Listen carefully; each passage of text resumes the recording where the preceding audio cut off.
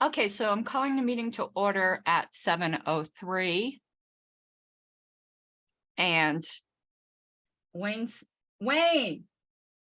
Close the well, door. when he comes back, I'll ask him if he has any comment. But he stepped away for a moment. So I'm going to actually, though, do this, which we generally do on the LNC as well, because this will help avoid things in the future, like interruptions in the future. During opportunity for public comment, after the public comments on the LNC, they allow the LNC members or any committee members, if there's just something in general you want to address to the committee that isn't really an item, falls under the item of business, this is like now the time. So if anyone on the committee has something that's actually more like a general comment, now's the time to do it. And I think I'm going to start doing that so that somebody doesn't try to get in more general points in debate. It kind of keeps things more on track. So if anyone has anything that they want to address to the committee, now's the time to do it. I have a style thing. Go ahead, Mr. Hirschman. I was looking at your amendments to Mike's thing, and I noticed that and I apologize for my pronunciation, but the sign of die, I think, is supposed to be italicized, and it is not in that document. Oh, okay. When we get to that, I'll do that. I thought I caught all of those, but apparently I missed one. I intended to, because yeah, it should be.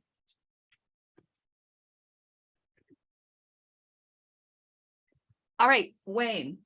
Yes. Do you have any public comment? I do not. Okay.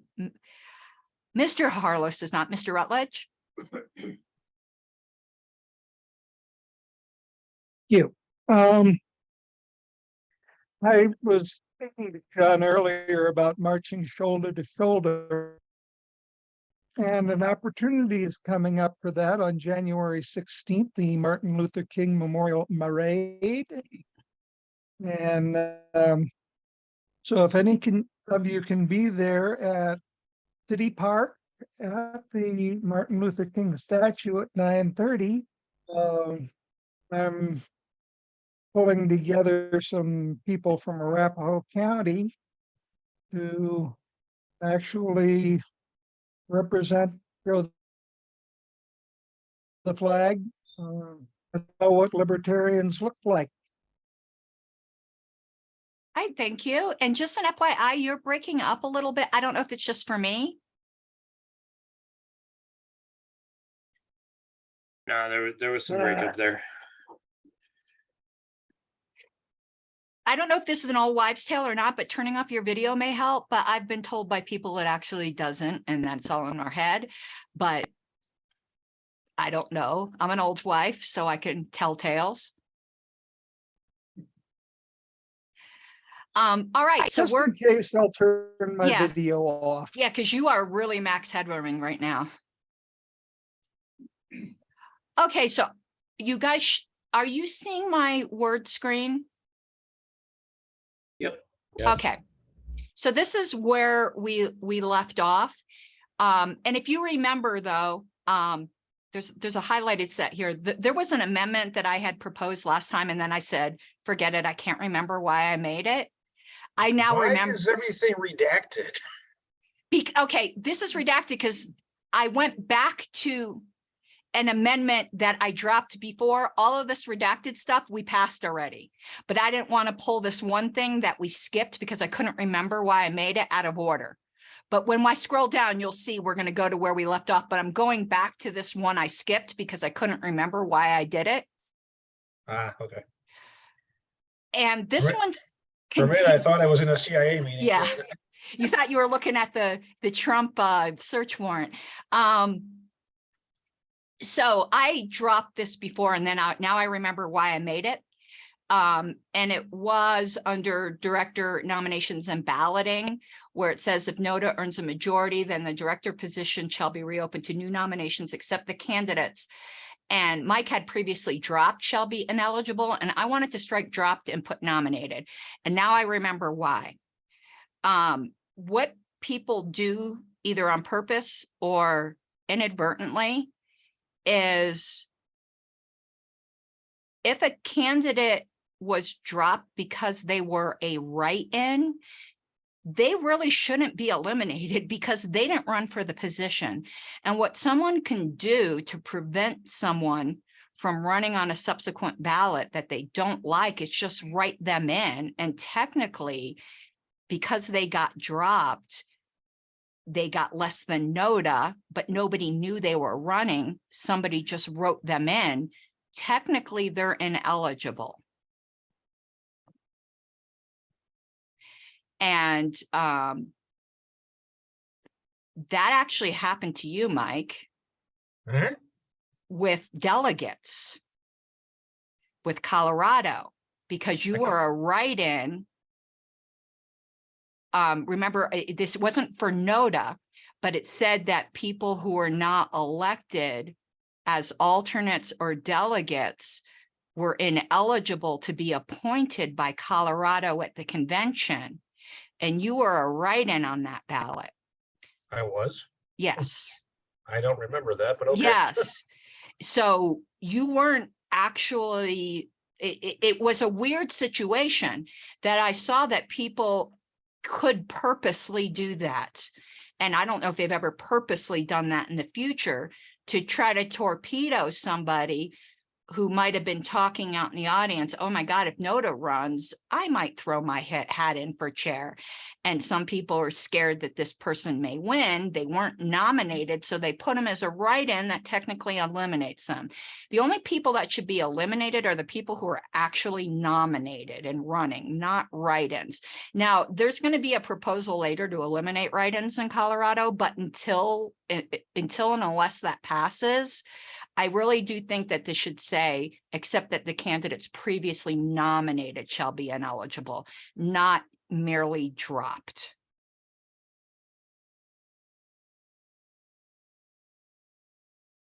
Is there any discussion on this? Can you blow up your screen a little bit? Yeah, 1 second. Previously dropped is kind of a strange thing to say anyway. If they haven't been previously dropped, they just lost to a nota, right? Right, but everybody who lost to nota, yeah, I see what you're saying, but I do think this is clearer. I just don't want any games. I want the people to be ineligible that are legitimately ineligible, and not merely because they were a write-in, though I do have a proposal to eliminate write-ins. But until then, I'd like to make this a contingent proposal that it actually doesn't matter. Even if we allow write-ins, this doesn't change. It's still the candidates previously nominated. But if there are write-ins, this protects them from being declared ineligible through some parliamentary move that someone could make. Just to be clear here, nominated in this context means exactly what? It means that someone got up and said, I nominate so-and-so, and because we require people to be present at the convention to run for a director, the person said, I accept the nomination. Okay, fair enough. Just want to make sure. I'm good with it. I was actually thinking of something else, but I'm good. I'm good. It could be a little squirrely if someone wasn't required to be present, but our rules require them to be present. That's why Stapleton. Now, for some reason, my brain had candidates on the brain. I'm thinking not director positions. That's why I was. I'm good. Okay, is there any objection to this change? All right, hearing none, now we're going to go back to where we really left off. And that's why I just redacted all that so we don't revisit it. Okay, we didn't get to this, but we already made this same change in one of the earlier letters where we had just put in parentheses non-suspendable rather than referring back a callback to a specific section and subsection. We already made this exact change earlier, and I didn't realize it happened twice, or I would have made one motion to do both of them.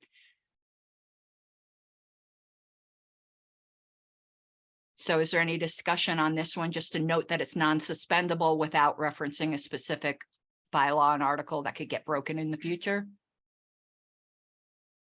Vote aye. I'm sorry, John? I vote aye. Oh, okay. So if there's no, is there any objection? No, and I don't have an objection, but I do have a comment. Yes. The reason I put that in there in the first place was for the extra emphasis. Not dropping NOTA is a hill I will always die on because of past history of 2002. So that's why it was in there for emphasis, but non-suspendable is fine too. Yeah, even though it's non-suspendable, whether we said it or not, you're alerting to people so they don't try to, and a sloppy chair lets it go. Exactly. Yeah, no, and I'm fine with that. I think giving delegates that information because they might be planning something not nefarious, but it's nice to let them know, because generally rules are suspendable, but this one happens not to be. Right. Okay, so with no objection, we'll move on. I think these other ones will probably have some debate because Mike and I had talked about them. And from what I understand, Mr. Seebeck doesn't agree. And I'm going to do these as one motion. Someone could move to divide them if they wished. Sections, what were previously 3, 4, 5, and 6, just say that X, be they representatives and alternates to National Committee, all of these various positions shall be elected in the manner outlined in the bylaws. I personally don't think it's necessary to say that. If your rules are silent, all that happens is you default to the bylaws. I don't like adding extra paragraphs that just say refer to another document. So I am moving to strike all of those that just say it'll be done like the bylaws say. Objection to that. Okay, Mike, go ahead. Mr. Seebeck, go ahead and speak. If you'd like Okay. to speak to your objection, you don't have to. Well, hopefully you guys can hear me. My connection's a little choppy, but I'll try. I put these in here specifically because if for some crazy reason, if the bylaws change, we got to make sure these things are covered in the rules somewhere. And this leaves notice to whoever's working on this that needs to be addressed so it doesn't get slipped through the cracks. If the rules take them out, it puts too much reliance upon crossing between two documents, these rules and the bylaws, for the delegates to see what the hell is going on. And we're going to be doing that anyway, unless we move those specific nomination and election pieces out of the bylaws into the rules, which I do not favor. So it's kind of a catch-22. If we leave this in, we refer back to where they're supposed to be, somebody can find it. If we don't, people will be scrambling around within the two documents either way. So that's why it was added in here, to give a reference point more than anything else. I'd rather keep them in as a reference point so that the delegates who don't always read everything properly will know where to look instead of going, where is this, wasting time on the convention floor. I'm going to speak last because I don't want to belabor the point, I think. But does anyone else want to speak?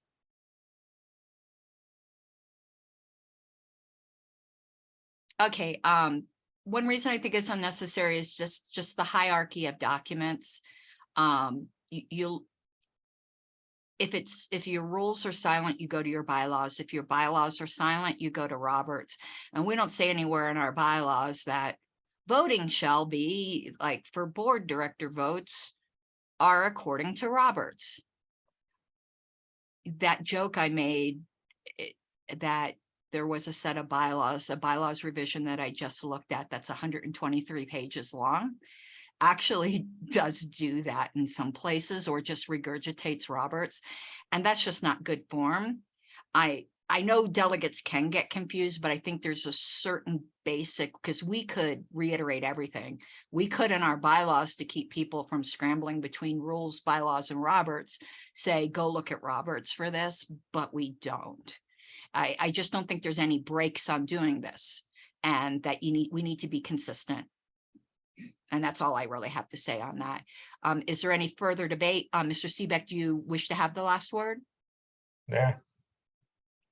Okay, I'm going to go to a roll call vote on this because there is an objection. So what we are moving is to strike what was, because our numbers changed a little bit, 3, 4, and 5 from the proposed standing rules that say for election of national committee representatives and alternates, national convention delegates and alternates, state committees and judicial committee to refer back to the bylaws. Does everyone understand what we're voting on? It's 3, 4, 5, and 6, isn't it? Yes, I'm sorry if I didn't say that. Yes, those 4 sections. Okay, Mr. Rutledge. I'm sorry. Yes. Thank you. Mr. Seebeck, Nope. Mr. Hirschman, Yes. Mr. Goodley, No. Mr. Bishop,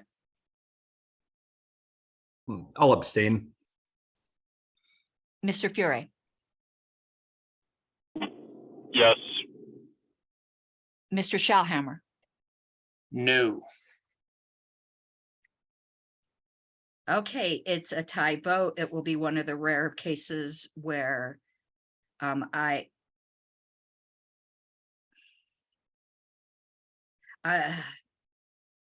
to let that fail.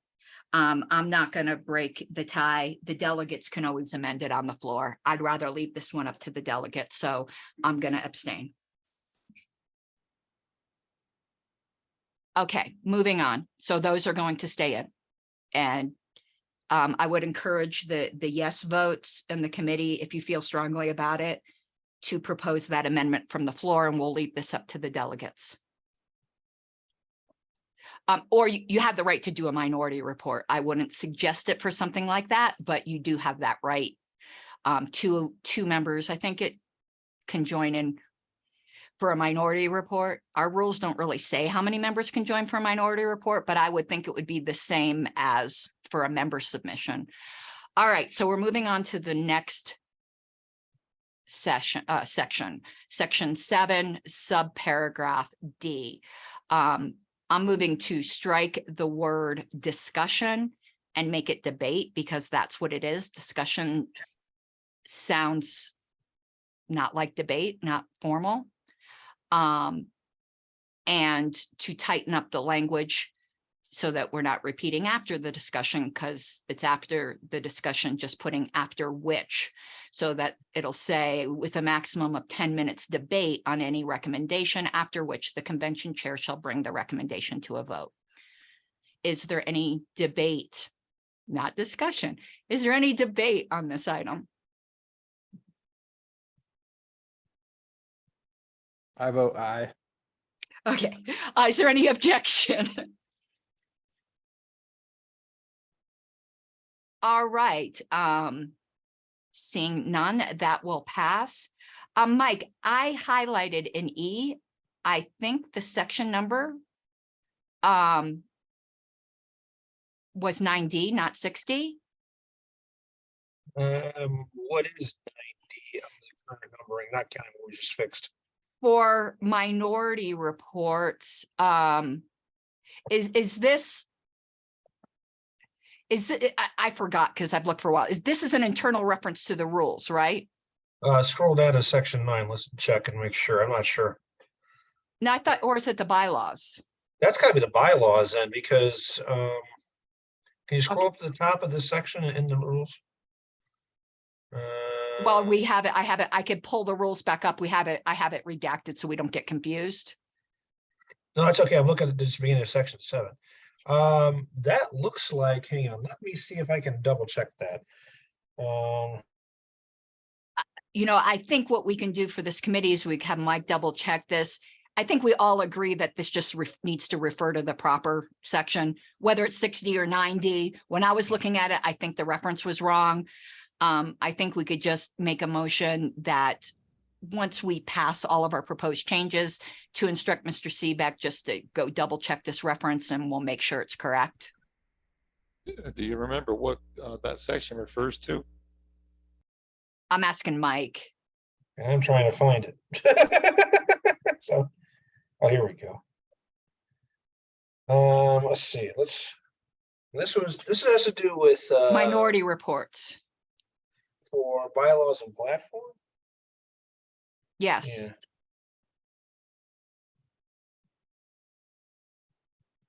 That may be a frickin' typo because I'm not sure what the hell that's referring to. And I obviously thought it was referring to something because I put in a section number, Sure. but it's not the rules, I don't think. Do we have a bylaw on minority reports? Not that I know of. Let's look up the bylaws. I'm And looking for a section 9 anywhere in the bylaws. That's what I'm trying to find, because that doesn't make any sense. I think it's referring back up to this section, the D prior. Yeah, it is. So it says when you have the two competing reports, there'll be a vote on which of the reports shall be considered for purposes of adopting a recommendation in accordance with, and then if you look up to D there, that's how Yeah. it talks about. So it's, Scroll up just a little bit, please. but our numbering Okay. changed. I think was this used to be 9. It may, yeah, I think it's a typo that a section numbering error that I missed. So yeah, that makes sense that it would be. I think So it should this be would set- then be now be set, well, whatever the number is. or just make it this section. I'm fine with that. I don't like referring even back better. to numbers and stuff. Yeah. No, I understand the confusion and I apologize for that. That was something I missed. But yeah, let's just make that this section. And then it Or how about flows these nicely. rules? That would work even better. Is there any input on this? So we would, let me take out that 9D because it would be deleting this. And instead putting these rules.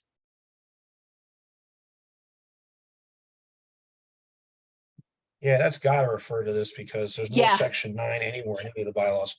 And it For is any section. referring to the section right before Yeah. it that talked about the 10 minutes debate. Yeah. And the same section would be made here. The same change would be made down here. Works for me. So is there any debate on this?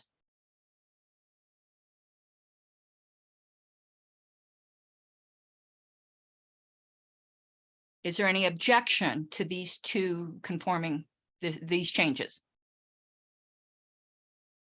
All right, hearing none. Okay, Mike, I had to ask you what this meant. Says this, well, I wanted to read it just for the committee so they can understand where my confusion is. To respect member rights, member submission shall be given the same courtesy, priority, and full parliamentary process as committee proposals. And what this, one thing I know it's referring to is members get to submit platform and bylaws proposals, but it's impossible to give both the same priority. So that's what I was trying to understand. I think I understand what you're saying is they can't just be shirked, but I think we got to define this better. The idea here was that if a member submitted a proposal for bylaws or platform, usually they get shoved to after the committee reports are done, which tends to cause them to not even get heard because we're on time. The idea here was that if they're if a member is proposing them, they should get a fair hearing before the rest of the body. I'd like to propose Instead a of somebody rewording. running out the clock to avoid it. Mr. Hirschman? I'd like to propose a rewording, if I may. Yes, let me just take off my little note here since, 1 second, my computer is frozen a little bit. Okay, here we go. And let me just unhighlight this. Okay, go ahead. It could be, I think, member submissions shall be given the same parliamentary process as committee proposals, period. What does that mean though? Because I don't think that everything that gets heard gets the same parliamentary process. I think Mike's concern is that they get heard. Yes. If they're heard, they're going to get the same parliamentary process. Everything that's heard in a convention gets the same parliamentary process. Sure. But the same parliamentary process doesn't get guaranteed they'll be heard. Like, for instance, at National Convention, resolutions never get heard. That's why people continually move to suspend the rules to hear a resolution. And I don't know how to, the one way to accomplish this, Mike, is to put it in the standing agenda. How That's do you still, mean? okay, if we, let me pull up the sections we already looked at. 1 second. We have a standing agenda, don't we, or we don't? Am I thinking of national? You might be thinking of national, I'm not sure. Yeah, we don't have a standing agenda. So I don't know how to do this.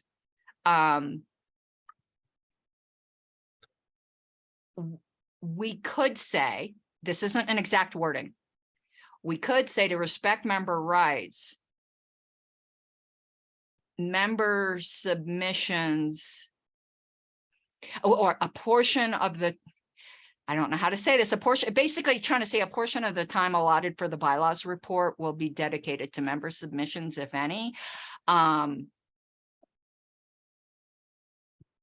would accomplish what I'm trying to get to.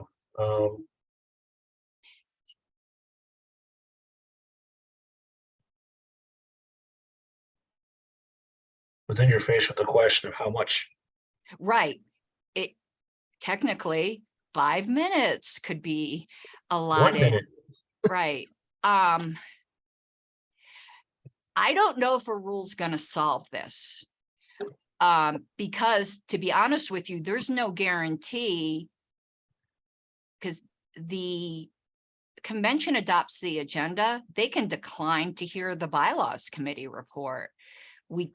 There's no guarantee that anything's going to be heard. I mean, Well, in fact, we saw this. As written, then if let's say that happens and they say the bylaws report is totally disregarded, then by this rule, there would be no member submissions for bylaws too. Because the equal reciprocity would say, oh, you're not going to hear that, you're not going to hear this either.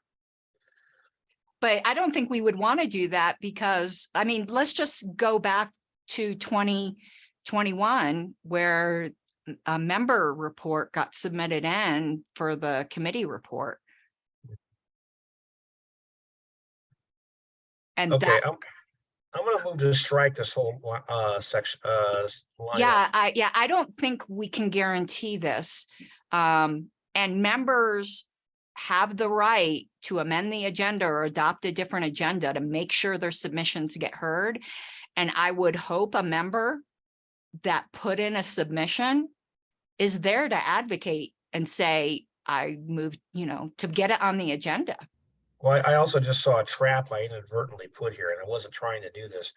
Okay, remember how we rubber stamped platform for a couple of years? Yes. If this were to go into play and that type of rubber stamping were to happen again, it would also apply to the member submissions, regardless of what they say. And we don't want that. Yeah, I just don't think we can accomplish this through a standing rule. That it's just one of the things where if a member, there's two things that should happen in a well-functioning party, which you can't always guarantee. Sometimes the party's not well-functioning, is that the Convention Oversight Committee should be aware when member submissions are in and put some agenda time for it. That's the first stopgap. The second one is that a member who does their submission should be at the convention, and when they see the agenda, they could be like, wait, this needs to get heard. And then there's a third stopgap. Anytime during the convention, someone can move to suspend the rules and take up this properly noticed amendment. Mr. Hirschman. Would it be any help to say that member submissions Member submissions shall be submitted immediately after committee proposals.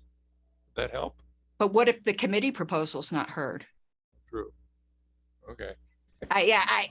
I want member submissions to be heard, but there is some onus on the part of the member to advocate for their submission. So I just don't think we can accomplish this through rules. The only way we could accomplish this is to adopt a standing agenda the way National does. And I don't think we want to do that because sometimes we have guest speakers that have weird schedules, and we're not like National. Our conventions can be a little bit more less structured from convention to convention. Like this time, like for instance, I warned the convention committee, we have a lot of bylaws proposals and that are going to be very organically tied. And I requested for them that we need a block of time and that it does, I don't care where you put it, just don't split it between 2 days and have two different potentially bodies voting because it won't be coherent. And they need to have the freedom to do that, to say, you know, to say all the bylaws are going to be on this afternoon and shift things around according to need. So I just don't think we can accomplish this. Okay, so moving on, I think that's it for the convention standing rules. So now, and I'm going to I forgot that I can unredact this because it's not. Did you vote on my motion? Mike, Wayne, he's agreed. We're not proposing it, so we're not voting on it. He wanted to withdraw it on a committee. It's a little bit more informal. I want to see if I can unredact these blocks. So, because we need to now. Yeah, here we go. I was trying to remember how I did this. You need to drop that highlighted thing too. Yeah. Here we go. Look, it's magically delicious. Let me unredact this. Because where we're at, we were considering this seriatim. So now the entire set is open for, this isn't all of it. I'm missing some of it. That's where that 9 came in. Missing the part about the convention officials. So hold on one second. Because now the whole set is open for any further amendment. If somebody like thought of things that we had gotten past, I'm pulling up the drive. And we'll do one vote now on passing the entire set. But if there's any further amendments that people have, now is the time. Of course, it's not too late later on in the committee. If something comes up, we can always move to amend something previously adopted or do a reconsideration of something if we need to. Did you undelete 3, 4, 5, and 6? Oh, yeah, I need to do that. Thank you. No need to renumber. Yeah. 1 second here. Actually, wait. Leave them up for the moment. What? I'll tell you why. Are we going to want to carry through these changes into the? No, this is for this year's version. This is for the permanent ones. We haven't gone to this year's yet. Okay, we're going to want to care. We may want to keep these here for the moment for cross reference when we look at this year's. I didn't have this year's on the agenda for this should. meeting. It was My this point one. is that they're massively parallel. So They are, but we might do some bylaws changes that we're going to end up going back and tweaking this one. I want to make sure we're close to our report when we go and do the ones for this convention. So I want to do it towards the end of our business. okay, so I was going to forget about it. That's the important thing. You won't forget about it, Mike. and it's in our proposals folder. Which I haven't put anything in yet because I just found like I'm a comp straight today. Maybe. Hold on, I'm looking up the summary where I want to try to pull in. Yeah. Okay, the numbering. I don't know why I didn't. Oh, I know why I didn't copy that on here because never mind. I'm going to hold on. I'm going to copy this over, though some of the formatting might be a little weird because I'm copying it from a Google Doc into a Word document, which doesn't always work exactly right. Oh God, I hate Word sometimes. Just ignore this part, the numbering. Yeah, here's the rest of them. And they shouldn't. We already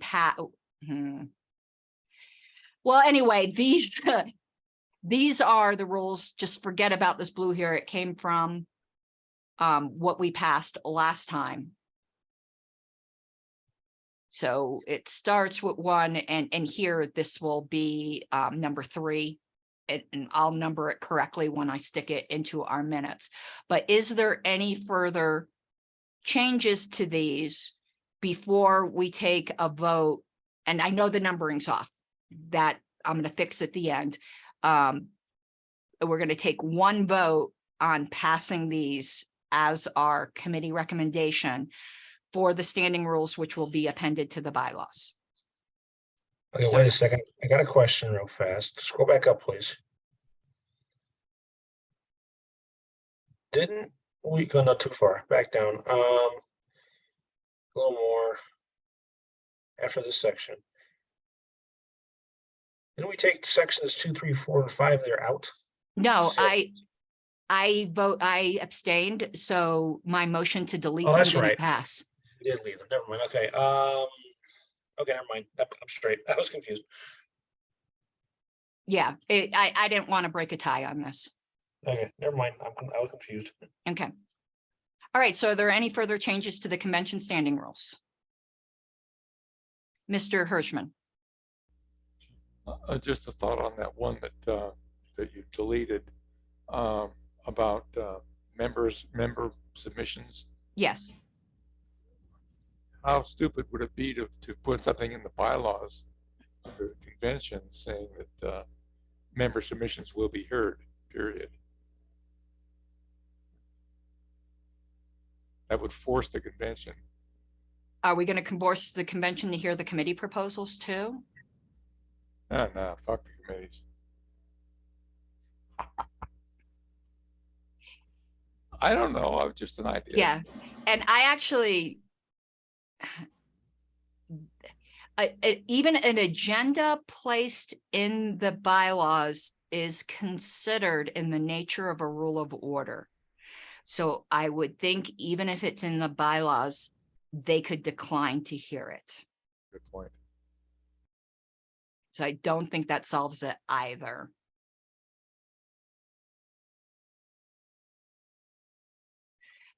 All right, so hearing no further amendments, is there any objection to passing these proposed standing rules as the committee recommendation? All right, hearing none, that is those, and I will get them in a good format and get you guys a copy. Let me save this. Now let me pull the agenda back up. I don't know where I am at in this freaking computer. Oh, here we go. What screen's being shared to you guys? What do you see right now? The Bylaws Committee 2023 folder. Okay. Now You it's agendas. Okay, got it. All right. So I am where I want to be. Sometimes I never know what, hold on, I'm pulling up the agenda and you guys let me know if you see it. Otherwise, I think I might need to stop and start share when you go to, is the agenda up? Yeah, but it's real small. It's not, hold on. That's a little better. There we go. Okay. That's right. All right. So we finished item number 4. Okay, next up is Mr. Rutledge's proposal to standardize the NAP pledge. So let me pull up that proposal.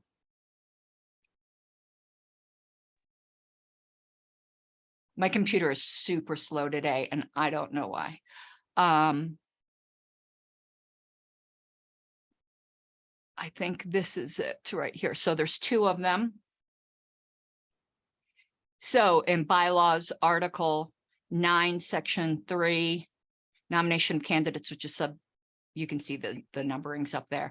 It goes all the way down to A2.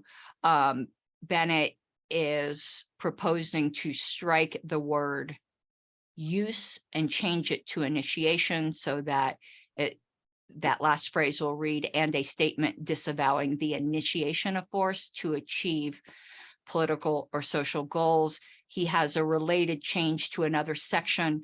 I think that's about the directors signing something, because I think we can do these both at one time, because if one passes, I think they both are. Oh, candidates nominated by the vacancy committee. So for both candidates nominated from the floor and candidates nominated by the vacancy committee, he wishes to clarify the language of the pledge to say initiation of force instead of use of force. One thing I'll note, this pledge is referred to several times in the bylaws, and the other times it's referred to, it does say initiation. I think that change was made at one convention, and the committee either missed that it said this in multiple places, or when the bylaws were amended and put up on the website, the secretary missed this change. And I wasn't the secretary at that time, or the convention committee chair, or whatever, might not have passed those changes on to the secretary. But there's an inconsistency in our bylaws right now. And Bennett's wording follows the way the bylaws read elsewhere. Mr. Seebeck. Okay, I got a question first and maybe an amendment to propose, depending on the answer to the question. Is what is pictured here with the quote from Nolan, is that the actual official pledge, or, and if it's not, then what is?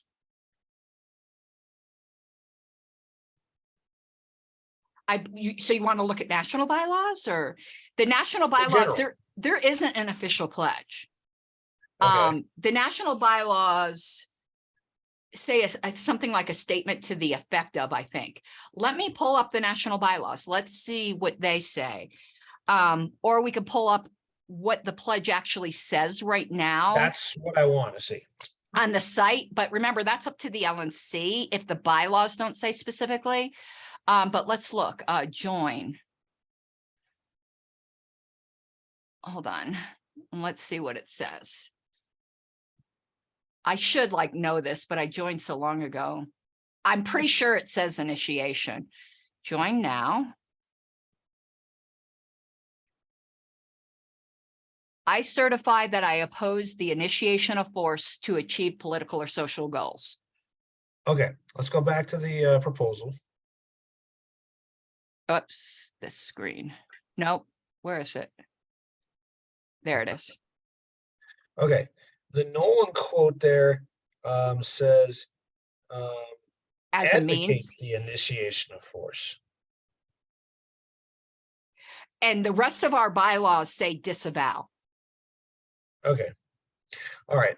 I was trying to figure out if we can get it consistent with what Nolan was saying, but I think what Bennett's proposing here will take care of it.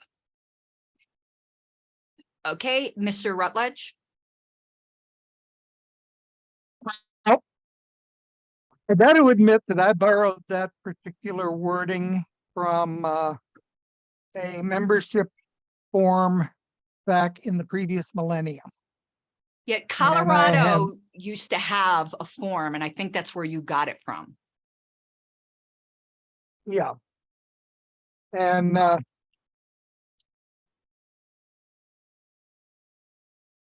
in 1971, that was over 50 years ago. There is a good chance that this may have been changed or adjusted or modified or hassled over in a bylaws committee meeting. So I'm not going to be so foolish as to assert that that is the only way to express the Nolan Pledge. Well, and I could tell you there's a big debate, and that's why, let's look at what National says again, because I think that's why the National one is worded the way it is, right, that I oppose. Because I do think Nolan's original, and there's been an evolution in this, used to say believe in or advocate. How can you tell what someone believes in? Like, do we really care if someone believes in something that they're not advocating? Like, I that has been a debate in the policy, in the party. And that kind of goes back to that whole like thought policing with the deletion of the bigotry is irrational and repugnant, because it says you're dealing with a thought crime, that someone could be as racist as they want as long as they're not proposing laws to oppress other people. And that's has been a lot of the discussion centering around the pledge, that we can't know what people believe. We can only know what they say and the policies they're advocating. And that's what we're concerned about.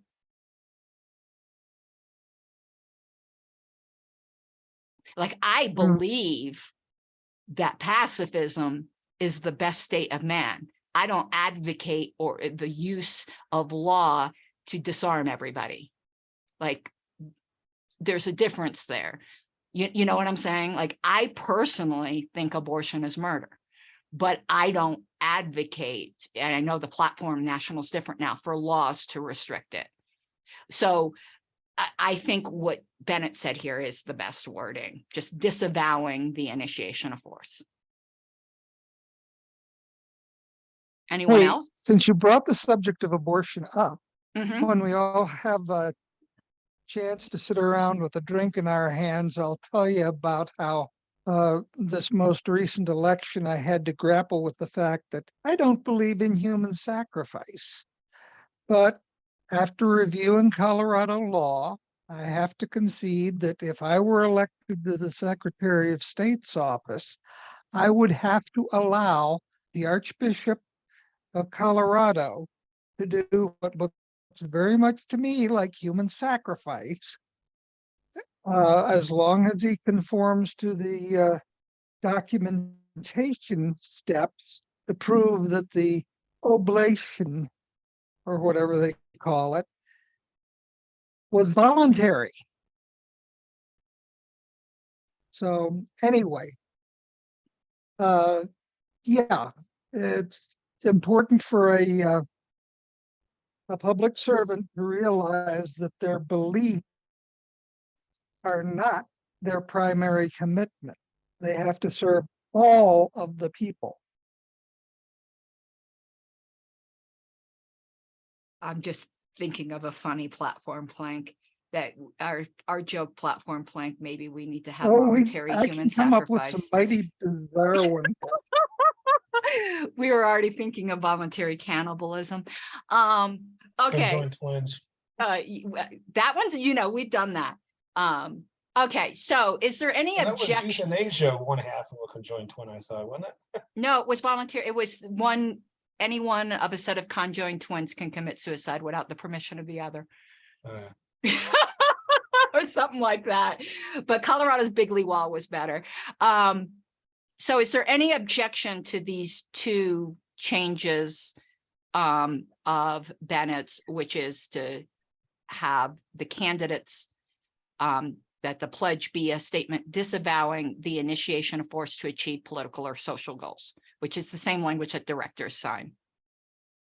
I'm satisfied with it. Okay, hearing no objection, Bennett, you finally got that done. Thank you. It's been bugging me for at least 3 years. I know. Okay, where did I put the agenda? Here. Okay, so next up, and we're making really good time. So now is the proposal that I submitted, which is proposal to Article 1 and a new article on incorporation. And I express I'm going to have to give some background on this to those of you who are blessed enough not to know what happened in Virginia. So I'm pulling this up.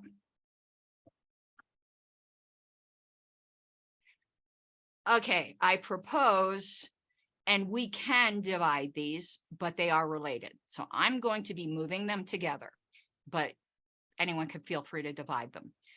My proposal is to add to Article 1, after name, put name and affiliation, and add the party shall be an affiliate of the National Libertarian Party, which relationship can only be severed by a 3/4 vote of all registered delegates at a regular state convention, with the same required for any additional affiliations. The party can only be dissolved by a 7/8 vote of all registered delegates at a regular national convention. Notice of these actions must be included in the call to convention. Why I want these. Now, this isn't the first time I proposed something like this. The first time I proposed it, where did I put it up here? I was prescient. It was in 2017. And people, and it was about dissolving affiliation. It wasn't about dissolving the party. And everyone was like laughing at me, telling me I was paranoid and this would never happen. My argument was, absent an express bylaws provision, a rogue board that just decided for whatever reason that they didn't want to be affiliated with National could vote to disaffiliate from National without the members having any say. That happened in New Mexico. New Mexico board just, it is a little bit more complicated than that, but that's what happened. At the time of the 2020 convention, Utah's board threatened it if we had a physical convention, and they weren't going to get a vote of their membership. I think the Nevada board at that time threatened it as well. So these boards were just threatening to disaffiliate from National, and their membership had no say. And the fact is, this is a voluntary union. National can disaffiliate from a state, and states can disaffiliate from National. But this should be a decision of the delegates, and it should require a very, very heavy burden. And the reason I added that the same will be required for additional affiliations, if you're not aware, Nick Sarwark has started a competing national party, and he is trying to get state parties to join a second national party. That The might, sapling and purse party? I'm sorry? The sapling and purse party? Oh, no, well, most people don't know that, and I don't want to insult people here. But he's trying to convince state libertarian parties to join another national party that doesn't have the same, they don't have the state, they don't affirm the statement of principles as far as I know. They could end up nominating a different presidential candidate than we do. So that also should not be a decision of the board. That should be a very weighty decision of the delegates, because people, particularly in Colorado, it's not difficult to start another party. We're one of the easiest states to do that. If someone would like to make the whatever Freedom Party or whatever it might be and be an affiliate of Mr. Sarwark's new national party, they're free to do that. They're not free to drag 50 years of legacy of this party along, unless that's what a very significant vote of delegates at convention want to do. And I do see you, Ms. Rebecca, one further thing. The second sentence is because the board of Virginia thought that they could just dissolve the party without ever asking the members. Now, that ended up not sticking, but it would have been really convenient for a lot of these states if this language was in their bylaws. And some states do have, it's not unusual. And the reason I got the idea in 2017 to put it in our bylaws when people at that time, we were much more peaceful as a party, didn't think it was necessary, is it is in some other state bylaws. Some states have a ritual of every convention having a disaffiliation vote. They are not doing it seriously. It's just kind of like a ritual. Maybe one day it will be serious, hopefully not. I think Tennessee, they have a disaffiliation vote every convention. Because it's in their bylaws that it can only be done at a convention, and it's just kind of like someone always gets up and says that. But I do think in order to protect the membership from a board getting a wild hair, we need to reserve these rights to the membership. And the reason I made the dissolution vote so high is if people don't want to do this anymore, they could just leave. If at least 1/8 of people want to carry on this party, they should be allowed to. But we shouldn't make it impossible. But if there's somebody that wants to carry it on and other people don't, they could just go leave. Like nobody's forcing you to be a part of this party. All right, Mr. Seaback.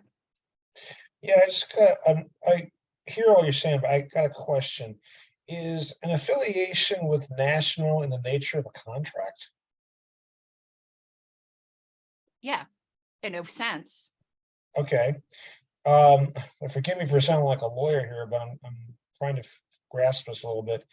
If one side votes to dissolve that contract by disaffiliation, can the other side refuse to accept it? No, the national bylaws give affiliates the right to leave. Okay, so national doesn't have a choice. As If, long as it was done legitimately. I know Right. people are going to say, with New Mexico, you didn't let them leave I'm because they not worried violated. about that Yeah. angle. What I'm getting at is, okay, if national votes to disaffiliate, can the state say that's what you think, Buster? In other words, can the state reject a national disaffiliation vote? No, so I see what you're saying here. And perhaps that language needs to be tweaked to note that national could disaffiliate, or to say, you know, this side of the relationship can only be severed. So either side could terminate the relationship, and the other side would have no choice in the matter. Is where I'm going with all that. Correct. Okay. Because what I was going with that was that if there was a requirement of both sides to end it, then that would need to be in here. But if it's structured in a way that either side can end it and that's all she wrote, then we don't need that in here, and I'm cool with all this. I But just I want to make sure see, that base was covered, you know? but I see a problem here. Your argument brought up, I think, a tweak that needs to be made to this language, but I'm giving people an opportunity to comment on this part, though I am going to then continue after there's comment on this part to talk about the second part, because they're related.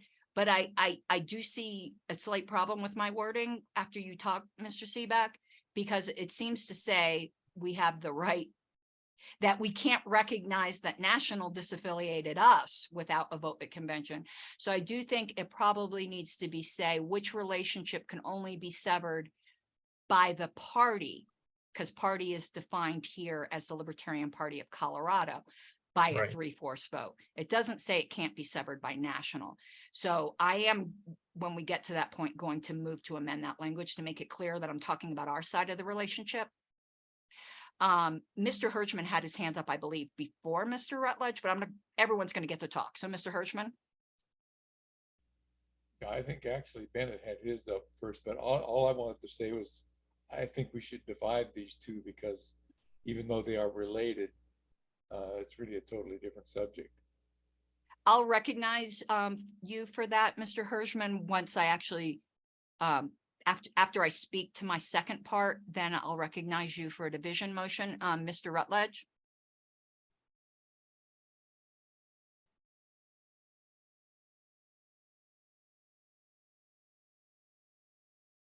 You might be muted.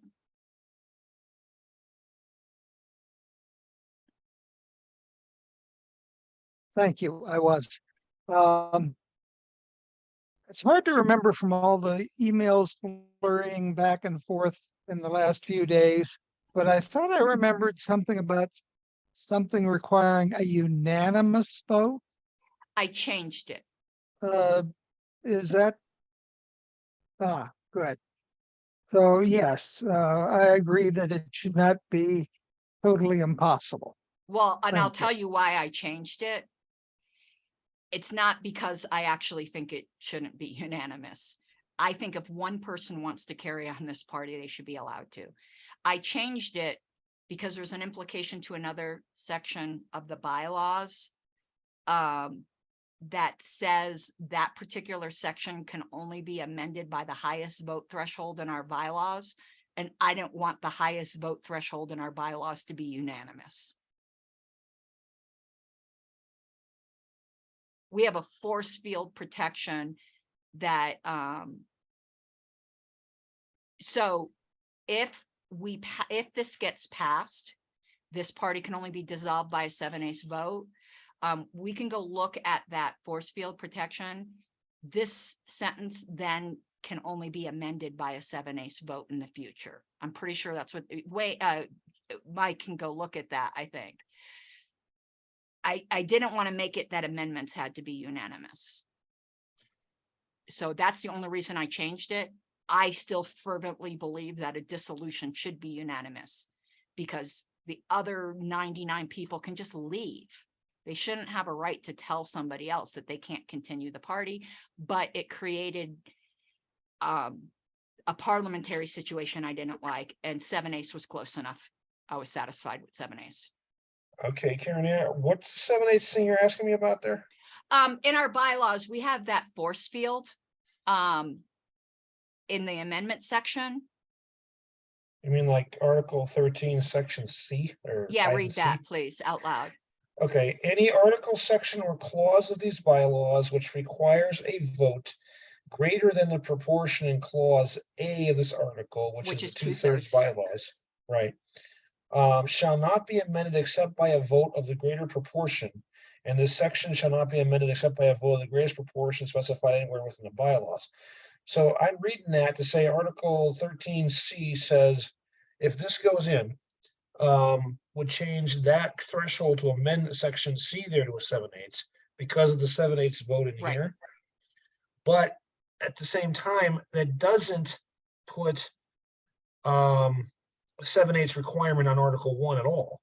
It puts, yeah, it does. It puts it on, at least on that sentence of Article 1.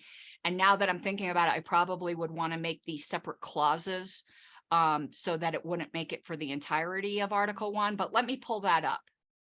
Let me look at it, because I don't want to make all of Article 1 only amended by 7/8. So we might need to do Article 1A, B, C, so that only C would be amendable by Well, 7/8. the first sentence in Article 1, we can't amend, period, because that is required by the minor party law. Oh, we're allowed to break the law if we want to as libertarians. They will consider us to no longer be a political party if we change our name and out of compliance with what the minor party law states. I can guarantee you that one.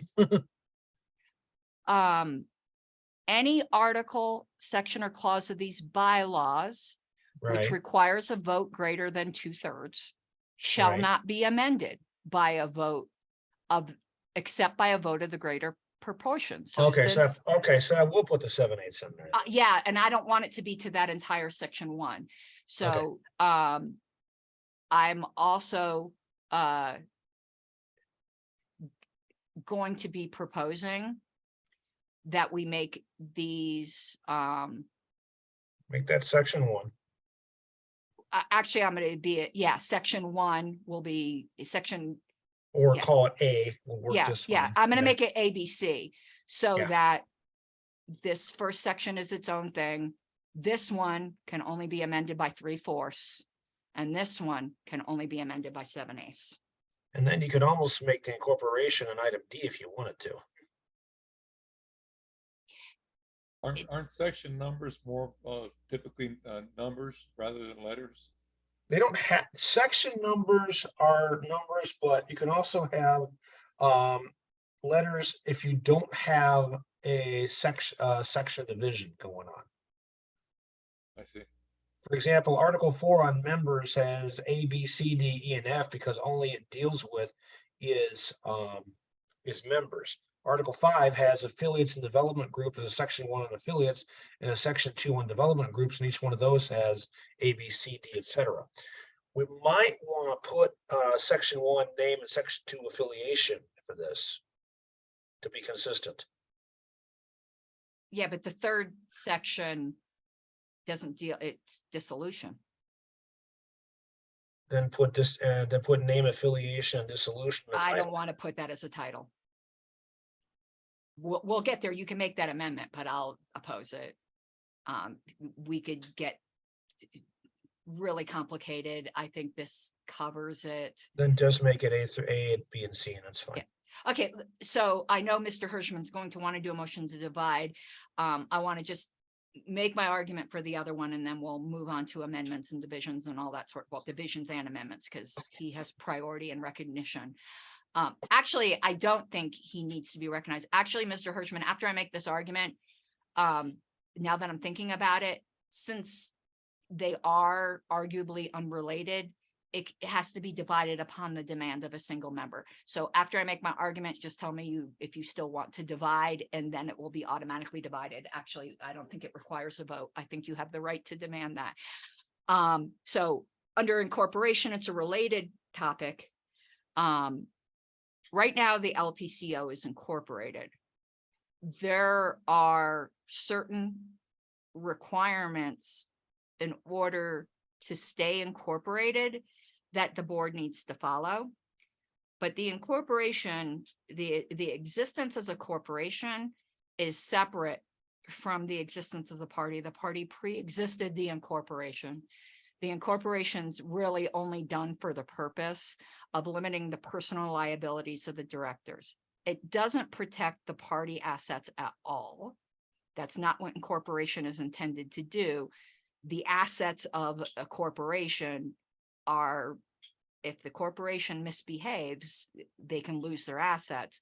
But what it does is say that the directors can't get personally sued. And anybody who's thinking about it or savvy at all would never serve on a board of directors that wasn't incorporated. The LNC is incorporated. So I wanted to make it clear in our bylaws that the board can choose to do this. It's a board decision. They do it to limit their personal liability. But if they fail to pay their yearly tribute to the state to stay incorporated, or they miss a corporation law that has no, and so that the corporate status gets dissolved, or the directors fuck up and the corporate veil is pierced and they are personally liable, that has nothing to do with the existence of the party. And why I think this is important to say is there could be a situation in which the corporation gets administratively dissolved, and want to make it clear that doesn't dissolve the party. But that is part of what happened in Virginia. Their argument was, since we're incorporated, we could just vote to dissolve the corporation, and that dissolves the party. Now, they didn't win that argument, and there was a legal opinion that that was invalid. But we're talking about a legal opinion about $8,000 later that had to be paid by members fighting for the existence of their party. If they had this in their bylaws, it'd have been one and done. It's like, go ahead, dissolve the incorporation, the corporation. There were some other problems there that the board never voted to incorporate either. There were all kinds of problems, but we do not want what happened in Virginia to happen here.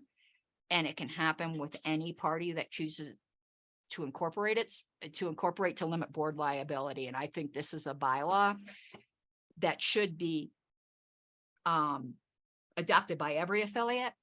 And there's a particular law I'm thinking about, is in order to maintain corporate status, there's different notice requirements that they have to give for convention that are stricter than our bylaws.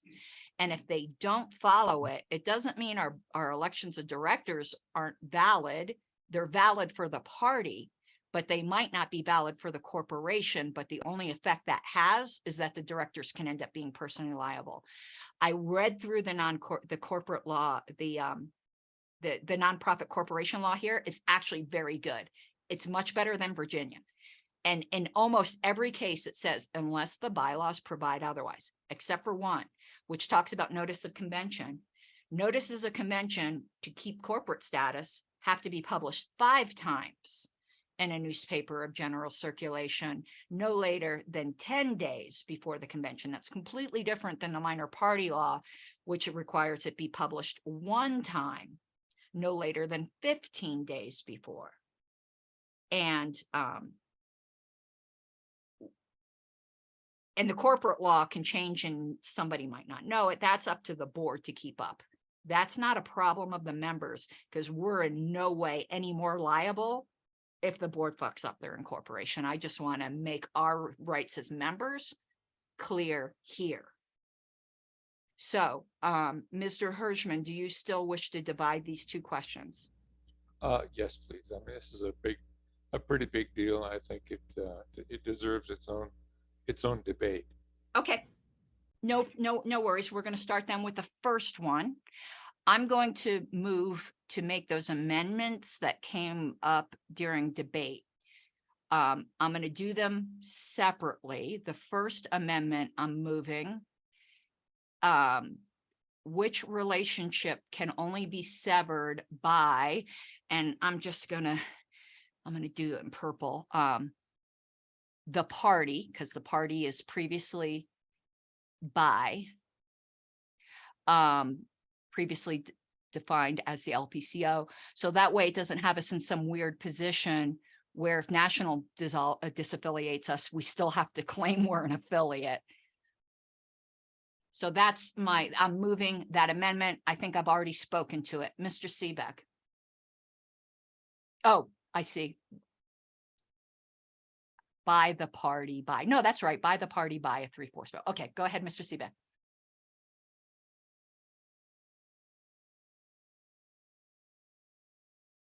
Sorry, I had to unmute myself. I've got an axle wrap here about that only, right before that in that sentence.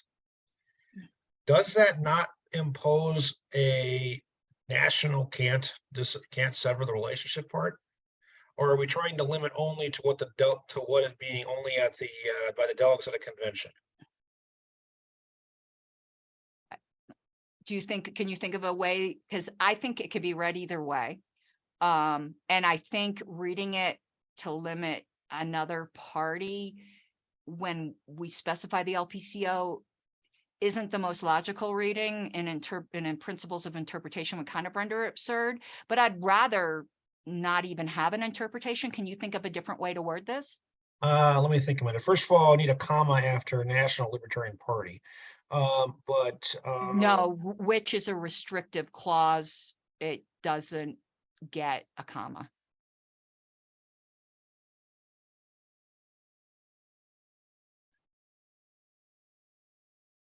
I'll leave that for the style committee, but I don't think it gets a comma.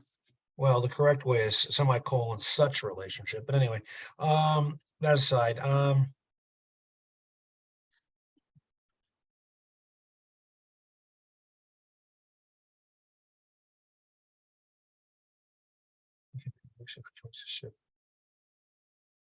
don't think the only is necessary. Can be severed I think by I the think we take party. it out. Yeah.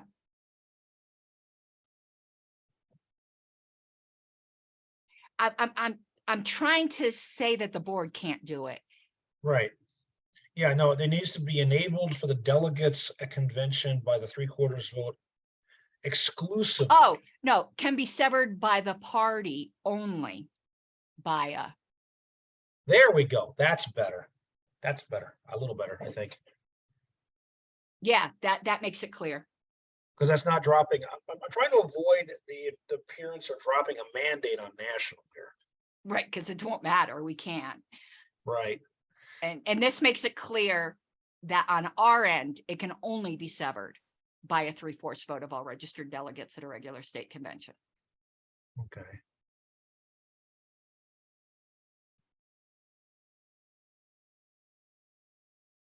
Hang on. I'm just making sure I'm thinking this out right. Party, which one should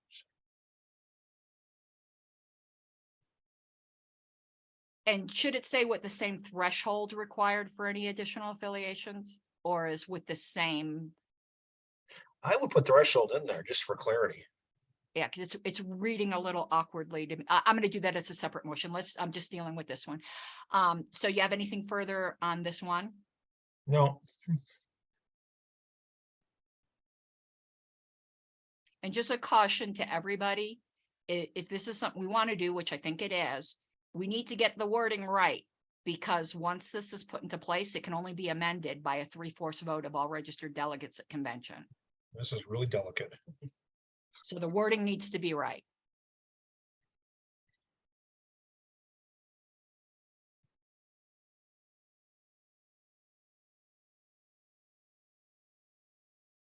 Okay, anyone, we're just on the amendment right now. So Mike, you have your hand raised still? Did you intend that? Sorry. Okay. You had your little yellow hand up. Okay, so is there any objection to this amendment to the proposal? Okay, hearing none, I'm gonna make that blue.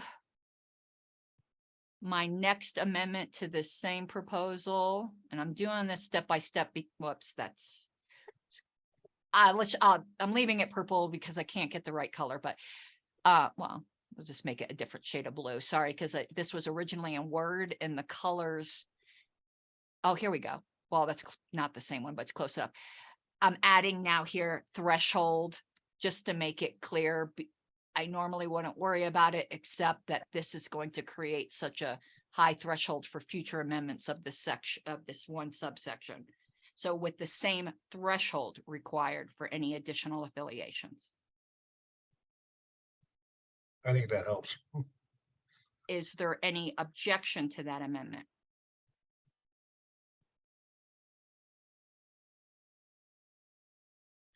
Okay, my next amendment is to do this.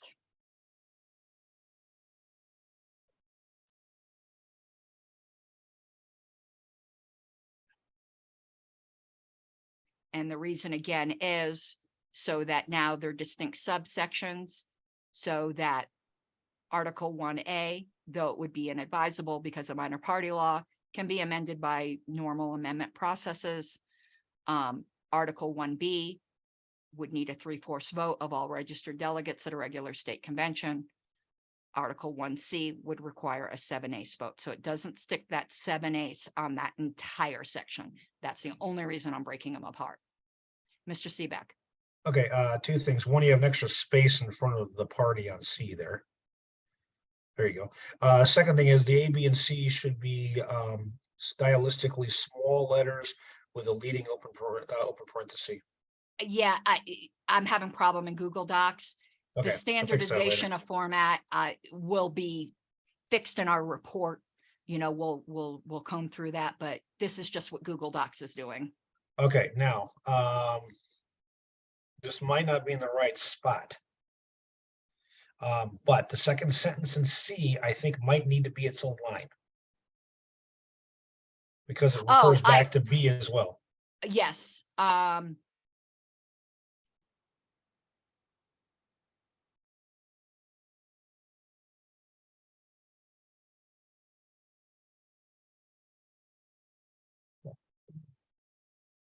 but it doesn't refer to A.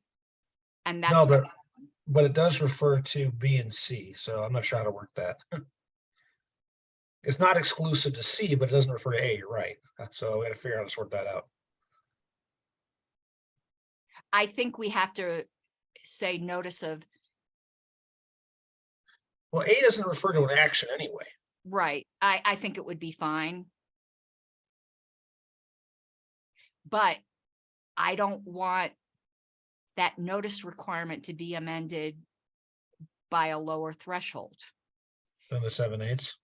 for each one. So I actually think we might need to repeat that sentence. I know we don't like that, but as I said, clarity of intent and meaning is more important than conciseness or not repeating things when necessary to be clear. Right. So I think this needs to say notice of this action. Because we do repeat about the regular state convention in both of them. And this would be notice of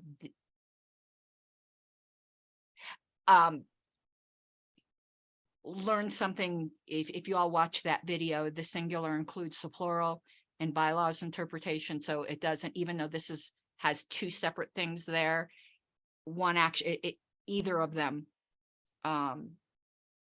would include both of them. So that doesn't need to say these actions. So I think we have to repeat that sentence in both of them. I'm not, but hold on one second. First, can I ask, is there any objection to the ABC so we can move on to another amendment? Okay, no objection to the ABC. So now we are on the amendment where we are repeating the notice requirement in both B and C because they have different amendment thresholds.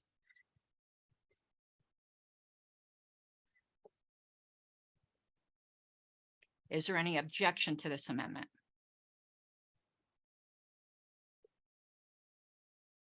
Okay, hearing none. So now we have these amendments to Article 1. Are there any further amendments? Those are all the ones I have. Read it super carefully. Now, we can always amend it further during further deliberations of this committee. It's just, let's make sure the wording is good before we pass it on to the convention.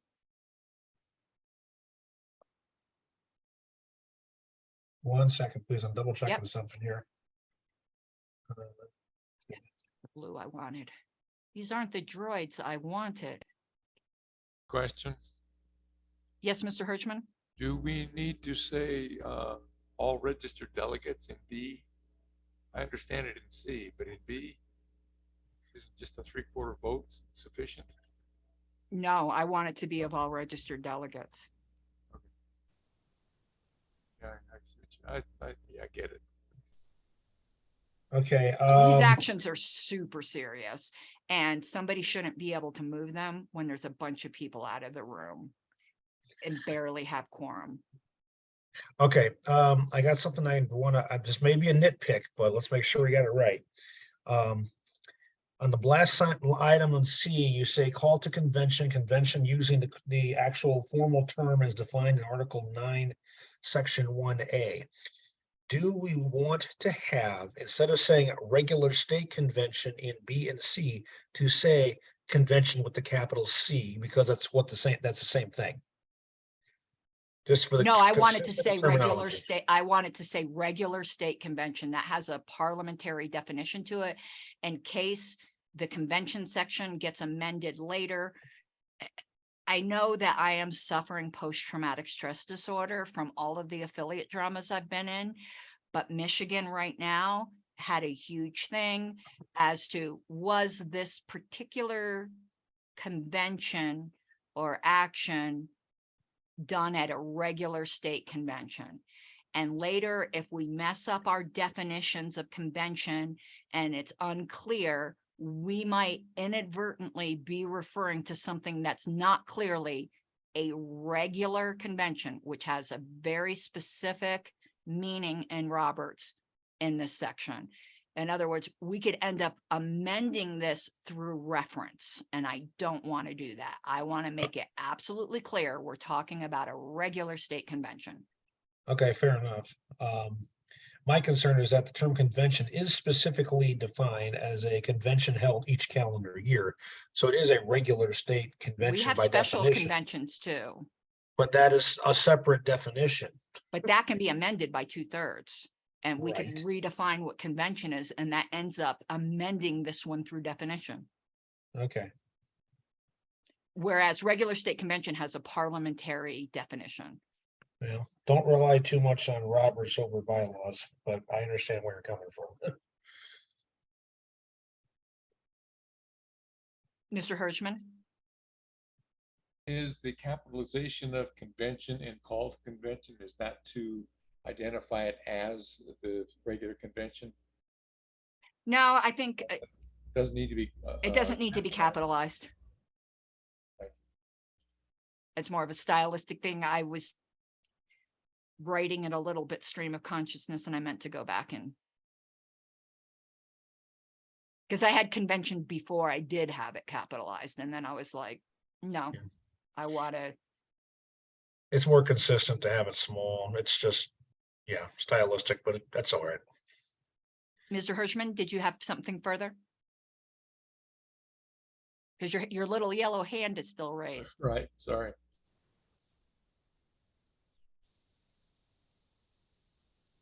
All right, is there any further amendment to this section?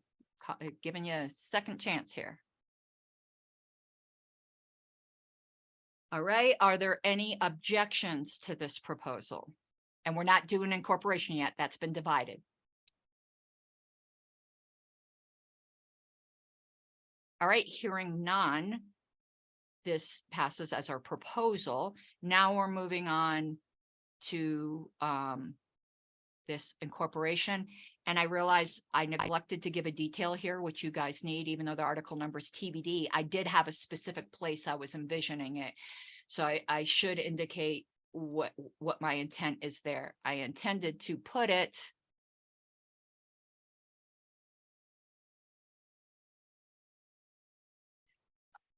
after, right before severability. So my intent was to put it after amendments and prior to severability. So amendments is Article 13. If no further articles were added, this would be the new Article 14. So the intention's to put it between amendments and severability near the end of the bylaws. The last provision in the bylaws is severability. Where did we go?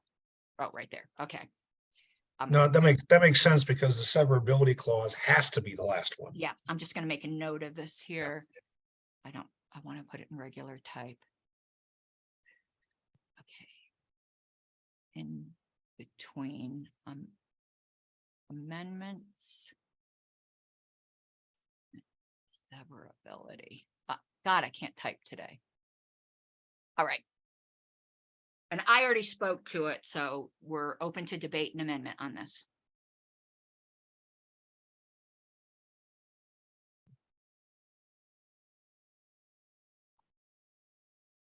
Like a very good thing to me. All right, is there any further debate? And I do think you're right, Mr. Hirschman, when we present this to the delegates, it needs to be separate. I didn't think so at first, but I do think so now. Just a note for later. Yes, It's not critical at the moment, but once we're all said and done, we're going to need to make sure that we update the appendix for the references on these because we're proposing a new article as well. It's a low key, but let's not forget about it. I make a motion that this committee task Mr. Seebeck with keeping track of these proposals and having ready a revised appendix. Does Mr. Seebeck, this is a challenge should you choose to accept it. This is your mission. I got too many damn missions right now. But you're the one who knows the minor party law. And we're going to have to get someone to do that once you become an official Bama resident. Well, that's not happening until April, even though I'm technically here. Yeah. But David knows it about as good as I do. You know how to write bylaw stuff better. True. I know it's not a bylaw, it's a reference, but Yeah. all right. So I kind of concocted the appendix anyway. So okay, so Mr. Seebeck's going to take care of that. all right. All Going right. towards the end of everything. Yeah. Is there, and I'm going to I'll put that in our minutes. I'm going to just put a note here and I'll have it in our little checklist. Remember to update minor party appendix. Okay. All right. Is there any objection to this proposal? All right. Hearing none. Back to our agenda. This is, if time permits, informal discussion. So we're going to have some informal discussion on what I proposed or was going to propose, and then I said I wanted to wait to discuss it with you all. And that is adding to changing our membership structure to have dues. So let me pull up that proposal. I know John had some ideas on it. I'm not intending on moving anything today. I'd like us to talk about it today and come prepared the next meeting to actually, make formal motions and things. So hold on. Right here, CAH. And let me delete. Okay. All right. Are you guys seeing my word screen right now? Or are you seeing Google still? I'm seeing red and blue blur. There you Okay, go. what about right now? That's better. Okay. So, Article 4 members. And if I accidentally scroll up and you see I had some changes up here, that isn't exactly what we passed, because that was my working copy and I put it in a proposal form. It's not exactly what I ended up proposing. All right. I want to just talk through this. Stop me, somebody, by raising your hand if somebody has a comment. I'm going to talk through the proposal, but I want to be interrupted if anyone has a comment on anything I'm saying. I'd like to divide our membership into two types: basic and sustaining. Basic is what is just a member right now, a registered libertarian voter. I added the word pre-registered here because there was a section later on that talked about pre-registered that I'm proposing deleting, but I didn't want to lose the rights of pre-registered electors. For those who don't know what that is, in Colorado law, I forget what the age is, but for a certain amount of time prior to you being legally able to vote, you can pre-register to vote. It's 16. Yeah, with an affiliation. So we've always included those folks as members, and this way they would still remain basic members. This part here, all of this red, I think it's completely unnecessary, and some of it's archaic. Nobody fills out voter application forms anymore.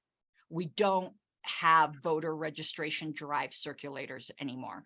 We used to have people, you have to get a license from the state to do this. I've been one before, and you're liable for like up to a $5,000 fine. Nobody does this anymore. Even at Outreach Boost, we just turn the computer around and let people register themselves online.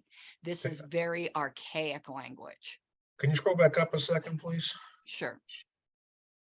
Just to the top of the section. I'm trying to reference points. Okay, so this was a little more, please. Article 4. Article 4. What? Hang on. I'm adding a section. No, I get it. I get it. I'm looking at the original here because I'm double checking something here that I'm not sure about. And I actually see something else here that's archaic, right here. We need to.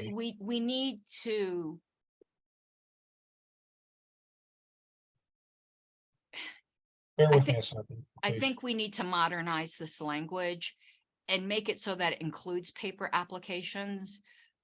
But I don't think it needs to be this prosaic. I think it should say membership in the party. Like, this isn't an exact wording. I don't have it yet, but should say something to the extent that membership in the party begins on the date that an eligible voter registers or pre-registers, indicating libertarian as their party affiliation. Like, I don't think it needs to be this complicated. Hold on.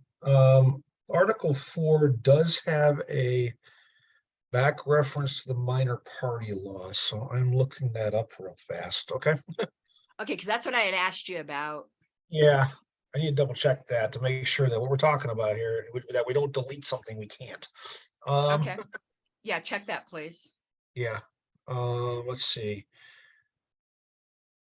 That's nominations. Okay, 2A, nominations by a minority party valid, of course, with the Constitution or bylaws. No nomination, this section is valid unless it's done by, unless somebody's registered elections. That's not it either. But there's one other reference here. Let me double check it. Um,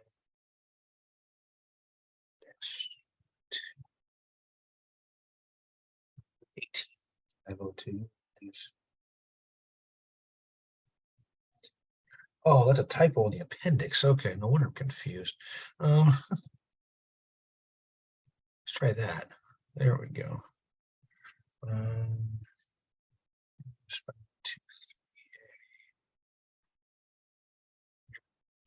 3. Before our next meeting, I'm going to come up with a proposal that simplifies this very run-on sentence. Okay, the references listed in the appendix, and there's a typo in there too. Do not refer to what we're talking about here, so we're okay. Okay. So continuing down again, I put in something later on about challenging on how to deal with a challenge to whether somebody or not's a member or not a member. We've never done this. At convention, we've had people claiming that our records were wrong, and we've just done it by a vote of the delegates. I've never seen an affidavit signed by 2 other members. Like, this might be in our bylaws, but we've never done this. And something we're not doing shouldn't be in our bylaws. It obviously isn't necessary. And I deal with how to handle challenges in a way that's more reflective of what we do now later on. So that's why I deleted that. Why would we say membership in no other organization shall be, like, we would have to say membership of another organization is required for it to be required in the bylaws. The board can't add additional requirements for membership. Members are defined, so we don't need to say that. That's a completely superfluous statement.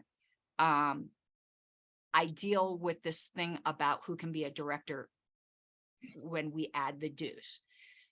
So then I put in, if you're going to have a level of membership, you got to say what their rights are. So I put that basic members have the right to attend meetings and are eligible to serve on state level appointed committees, subject to any further express limitations in these bylaws. The new section creating a different level of membership is sustaining membership. I'm going to read it out loud. I know, well, we're going to do the first paragraph first, because I think John wanted to discuss a potential change to this one. So I'm going to read it out loud, because reading things out loud will sometimes bring out an error that you didn't see. Hearing it's different than reading it. So section 2, sustaining membership. Subsection A, sustaining membership in the party is exclusively limited to all basic members, so they have to be registered Libertarian voters, who pay yearly dues in the amount of $25 to the party, or basic members who are life members of the National Libertarian Party. I'm going to stop here for 1 second and say why I put that in there. In the event that we don't have anybody who paid dues to the party for whatever reason, we're withering on the vine, I wanted there to be people who were still around to keep things going, that were automatically allowed to do stuff. And that would be life members of the National Libertarian Party. That's why I put that in there. The amount of revenue we lose from this is minimal compared to the protection we have that there are people who are always going to be members. As long as they're, I mean, if we have no life members that are registered Libertarian voters, we're in way more trouble than any bylaws could help. Life members of the National Libertarian Party who maintain their basic membership, meaning they're registered Libertarian voters, are not obligated to pay dues. Sustaining membership expires at midnight of the anniversary date of the payment of dues with no further notification required. Subsequent donations from the date of payment of dues do not count as dues payments unless they are within 30 days of the anniversary date and equal at least, see, there's an error, and equal to, whoops, I didn't mean to make that all caps. I'm not trying to shout at you. To at least the amount of dues in one payment. Loss of basic membership status automatically results in loss of sustaining membership, regardless of dues payment, and no pro rata refunded dues will be owed. Lapse of sustaining membership from non-payment of dues results in loss of rights, privileges, and eligibilities available only to sustaining members. I'm going to come to you second, Mr. Seebeck, because Mr. Hirschman gave notice on the list that there was something he would like to discuss here. We're not doing any formal amendments, but I want John to express what he wished to change or for us to consider changing here. Well, I'm not making amendments, but yeah. So, Mr. Hirschman? Okay, I basically just was trying to shorten it up a bit. So what I have for section 2, subsection A is sustaining members are basic members who pay yearly dues. Oops, of $25 or basic members who are life members of the National Libertarian Party, period. I Sustaining mem- agree here to get rid of in the amount of, that's wording. Sustaining membership expires without notice at midnight of the anniversary date of the payment of dues, period. Donations after the due date do not count as dues payments unless they are within 30 days of the due date and equal at least the amount of dues, period. Loss of basic membership status automatically results in loss of sustaining membership. Results in loss of sustaining membership, regardless of dues payment, and no refund will be owed, period. A sustaining member loses all associated rights, privileges, and eligibilities if the member's dues lapse beyond the grace period, period. Okay, Same thing, but I let, think let me just do some pushback. And again, when we come to formally consider this next time, you certainly can move to amend it. But what you said is has a substantially different meaning than what I said. It didn't just short it. And you might not, it might not be apparently obvious because we haven't had dues in Colorado, what I'm driving at, but this is an issue nationally where we do have dues. Somebody pays their dues on October 1st, and then they make another donation in November. When's the anniversary date? And they don't say it's for dues. It's just a donation they sent to the party. Do we have to continually roll their anniversary date? Or do you make a payment like you're buying a product that these are dues? Anything else you give during that year is a donation. It's not dues. This is a designated payment for dues. That 30 days isn't a grace period. That 30 days is the period in which if you make a donation, we count it as dues.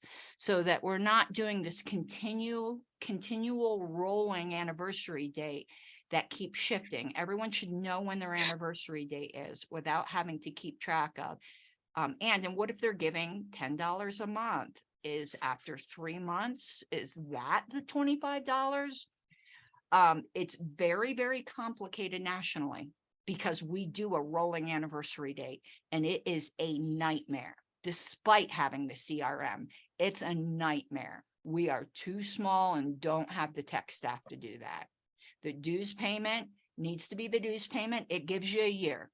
You pay another $25 and within the 30 days of your dues expiring, that counts as your next dues payment so that we're not having every 3-4 months recalculating dues anniversary dates for people who are regular donators to the party. So this doesn't have anything to do with any kind of grace period. If we want to put in a grace period thing, that's great, but that's not what I'm getting at here. Well, but a grace period would imply that it doesn't change the anniversary date. If you're paying, you're paying and it's credited back to the anniversary date. If you consider it a grace period, in my mind anyway. It really doesn't, because again, here's my scenario. You pay dues on October 1st. You give another $25 donation to the party in December. Did your anniversary date just become December? Because you paid another amount equal to $25, but you didn't designate it at dues.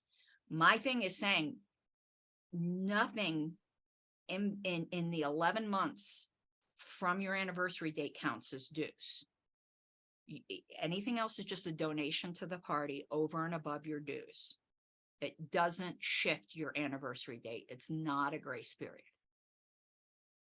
It's just making it so that people don't have to wait exactly precisely to their anniversary date to make their next dues payment. They could do it in the month leading up to their anniversary date. Well, I have the 30 days in there too. It's not saying the same thing though. It's not prohibiting a rolling anniversary date like mine is.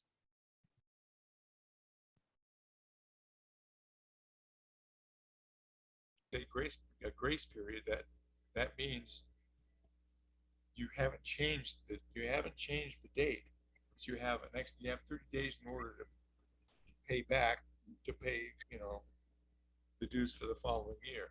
No, it still can change the date. So I see what you're saying, but so let me expand upon my example.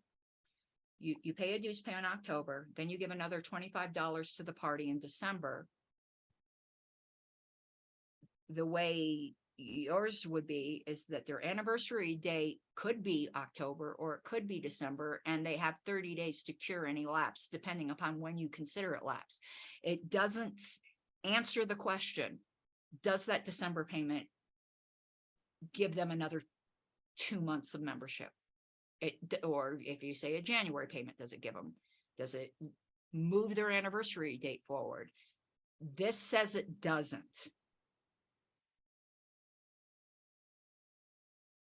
Does too. I don't understand your point. Well, let's let a few other people talk and we'll kind of stew on this, because again, certain changes you're saying as you see, I'll also agree with you with the pro rata thing. We'll put no refunded dues. The ones I'm just absolutely agreeing with you with, I'm sticking in here right now so that we're not arguing dumb stuff, later that we both already agree upon. Mr. Seebeck. Okay, I got a whole bunch of what the heck's on this. First of all, after what happened with Lee Wrights some 15 odd years ago, which involved a expiration of his dues, they were renewed by somebody else paying for him. It caused a big kerfluffle. It went to the JudCom, who eventually ruled in his favor. And that sparked a conversation in California at the time regarding their due structure. And a couple of things came out of that. First of all, there's nothing in here about saying who pays the dues. That's on purpose. Can somebody pay for somebody else? The JudCom precedent is yes, you can, but it's not necessarily binding here. The next thing is this, and this is the anniversary date thing. Okay, did you just say that keeping track of all that at National is a nightmare in with CRM? Yes. Then why put it in here? We're not keeping, no. I said it's keeping the rolling anniversary, where every time somebody gives a donation, it shifts their anniversary date. That's with a nightmare. This thing says their anniversary date does not shift. But who's going to keep track of this information within the board? It's easy to keep track of one date, either in the CRM or the membership director does. You're always going to have that problem if you have dues. Somebody has to keep track of it. And how are we going to notify members their dues are coming due? that's gonna be up to the board, but you're not gonna like this. I already know this, and that's okay. The bylaws do not create an obligation to notify the member. The duty's on the member to know when their anniversary date is. That doesn't say the board shouldn't try to notify them, but there's no duty in here for them to notify them. That's probably something we want to consider, because otherwise they're gonna be shooting themselves in the wallet. Because I can guarantee you that the members, unless they're on top of themselves, will not know when it's coming due. And that's just speaking from long experience. The question, the other It's in question, this, but by the way, it's in the self-interest of the party. Yeah. Because it will strike them in the wallet to remind people, but we don't want to have people who haven't paid dues, because Robert says, unless your bylaws say otherwise, if they haven't been notified, like somehow it slips through the crack for a year, they could be voting for a year and not really, and get a free ride. and that's why we need to make sure that the bylaws say that they notify them. That would be under a treasurer's duty or something along those But lines. if they don't, then again, if you have a board that's not doing their job properly, you have a bunch of people who are voting that really aren't qualified, but they still retain their rights because they haven't been notified. So Robert says you have to notify them unless your bylaws say no notification is required. It's in the self-interest of the board to notify. Yeah, But I don't want to make it that they still have all the rights until they've been notified, because it's a year, that's what you have it for. And because the other concern that came up in the California discussions about this, and granted, California is the largest state affiliate in the country, was the issue of different anniversary dates for different members, not rolling, just fixed even, making it a bookkeeping nightmare. Wouldn't it make any more sense just to establish all memberships to roll over at a specific calendar date instead? And wouldn't that simplify the treasurer's job as well? because then you'd have to do pro rata dues. So if the anniversary date Only was for the first less than a year. After that, if you have a fixed date, then it just goes from there and stays there. until people don't renew on that date, and then Or you make it so that the first round of dues starts at that date. And there's nothing to that point. April 1st is our convention. If we set up an annual dues rollover date of, I'm gonna make this up, October 1st, okay? Then for the first 6 months, there's no dues assessed or collected, and then come October 1st, everything kicks in. but And then it stays at October 1st for but you. then you're dealing with you- pro rata in subsequent years if people don't. Why renew are you on dealing time. with pro ratas? Once you start at October 1st, you keep it at October 1st, year to year to year to year. There's no And pro when rata somebody there. It's annual. joins July 2024, Yeah, do they get an That's- extra few months? no, they get the 25 is for the full year to the end of that Till period. next July? No, until next October, until the following October. Yeah, so they're paying $25 for just 3 months of membership? Yes, I wouldn't go for that. You'd have to prorata it. May you I? can pro Well, rata I the had front end, Mr. but not the back end. I had Mr. Rutledge, but I wanted to let Mr. Seebeck finish his point. Then we had Mr. Rutledge and then Mr. Hirschman. I guess I'm We're concerned about, coming up on deadline too. one sentence. I guess I'm concerned about inducing a level of complexity here that may be avoidable. Okay. Okay, thank you, Mr. Seebeck, Mr. Rutledge. And I hope everyone will indulge. We'll adjourn after Mr. Hirschman has his say. It might go a little over. Mr. Rutledge. This makes me think of the elder fraud rackets that are quite frequently portrayed by nonprofit organizations and subscription magazines, and And another example that comes to my mind is a member of our Libertarian Party affiliate who donated $10 a month. And according to this scheme here, he'll have put in $120 over the course of a year and still be only a basic member, correct? No, you'd be a sustaining member. Basic member is just a registered voter. But none of his payments are big enough to qualify as dues. Right, you do have to make a dues payment in the amount of $25, correct? Okay. So basically, we're down to a point where a person has to be wealthy, wherever you put that particular bar, to be a sustaining member. And And if all you can afford is $5 out of each paycheck, each of your biweekly paycheck, then you're out of luck. you could save that $5 and when you had 25, make a payment. No matter what we do, we have, if you're gonna have a due structure, no matter how you do it, there's going to be that issue.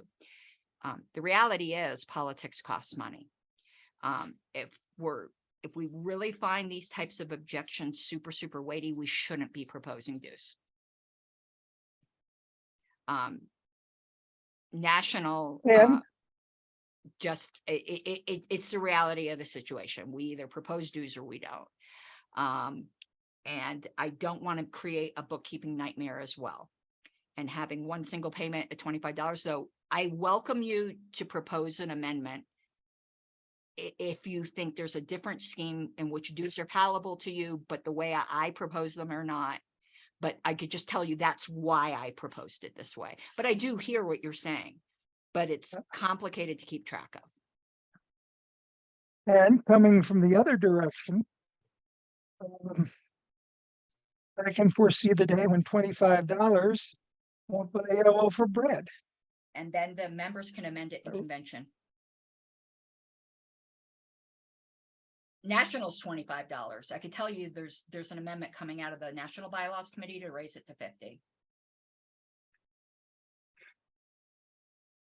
Whether that'll pass or not is another matter.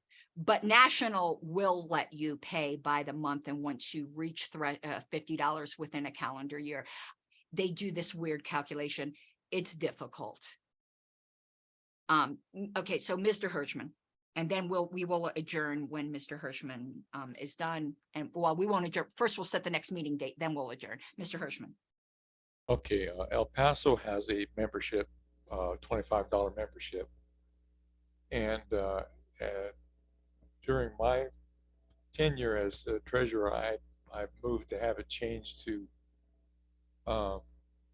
calendar year, which simplified it, because then, and I prorate, it's very simple to do the proration. You plug it into a spreadsheet and it calculates it for you, and you say, okay, here's what it is. Now, I like Mike's idea of doing it around convention time. In fact, I don't see why, a few days one way or the other, you could just do it from convention to convention.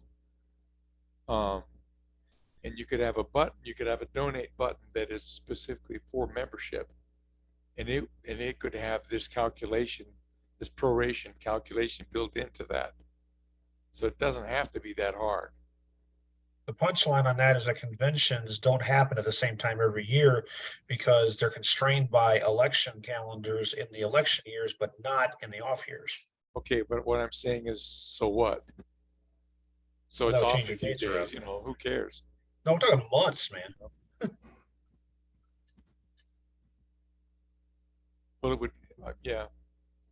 Or you could pick a date like Mr. Seebeck said, you could pick a date like April 1st or something and use that, which would be probably more usable than doing calendar year like I did in El Paso. So. All right, thank you, Mr. Hirschman. Okay, so we had some good discussion up to here. But I'm going to think about everything. I will put a formal proposal on the list after with the language. And then, of course, everyone can, have your amendments ready. You can give notice of them on the email if you'd like, or just do it at the meeting. But this is probably all of the various changes having to do with this change is probably going to take up a whole meeting, though. Actually, Mr. Hirschman's changes will come first. The two he's already given notice for. I'm not going to skip line. So we'll get probably through his and then start on these at least next meeting. So we don't have much time. And I think there's quite a few changes we need to look at. So I'm looking at my calendar here. Well, it can't be next Monday because that's a board meeting. Wait, is anyone here on the board?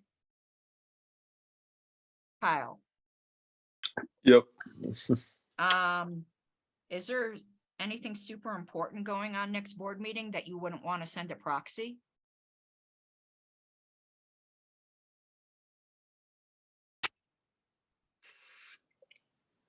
I'm not sure, but yeah, I'd probably want to go to that board meeting.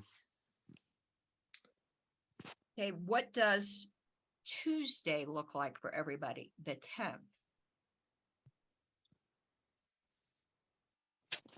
What do we have going on for state platform and for national bylaws? National bylaws is only on Thursdays. Oh, it's at 12. Platforms are on Fridays. Okay, just making sure. Now I have a convention, LPCO convention committee, but I can miss it. As long as I let Erin know that, because I'm only handling the business section. So I can give my updates to her by email. So I do have a conflict, but I can miss it. So how does the 10th at 7 look? Should be right here. I Works will for have to me. miss Tuesday, the 10th. Okay. What I'm gonna, is anyone else going have to miss it? Because right now I'm trying to decide between the 9th and the 10th. Right now, Kyle can't make the 9th. And not that I'm deprioritizing you, Bennett, but I am prioritizing the LPCO meeting as something that's pretty important for a board member not to miss if they don't want to. Also, I don't know if Mr. Hirschman wants to be there because he's on the audit committee and he might have questions for our treasurer and stuff. So I am prioritizing the LPCO meeting. So can anyone else not make the 10th?